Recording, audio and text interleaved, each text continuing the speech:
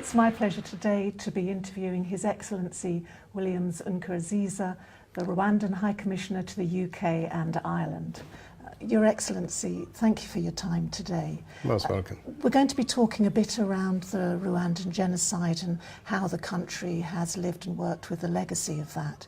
And it would be really good to start with if we could just talk a little bit about your own story. And I know that your family and yourself were in exile for many years. I wonder if you could say how that came about and about the impact of that on your family and yourself. Thank you so much. My personal story is really a microcosm of the story of hundreds of thousands of other Rwandans who in 1959 either became victims or survivors of the first genocide that we had in our country. 1959, close to 250,000 people were killed in the first genocide in our country. Many people died, and my family ran out to escape the killers at the time. I was about 2 years old, and I found myself in Uganda with my parents and my siblings.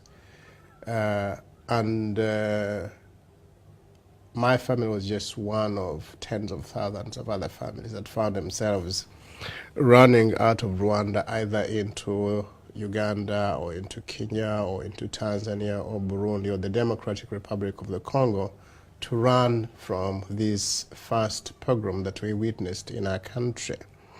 And I remember growing up in a refugee camp until I was about 15.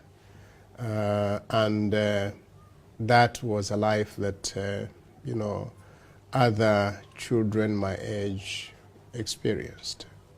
And it was not an easy life. It was a life of extreme want and deprivation.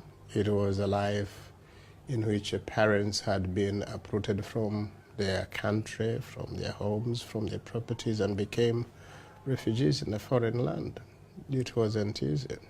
What was your understanding as you grew up about what was happening in Rwanda? For a long time, as you grew up, you really didn't understand, because as a child you grow up and you assume that what you see is what is normal. But as you grow up and you begin to understand and you go to school, then you begin to see that you're actually a little different from the people that actually belong to the country in which you find yourself as a refugee, because they begin to remind you that you don't belong. You suddenly discover that you do not have equal access to facilities, to schools, to jobs, to employment opportunities like other people have.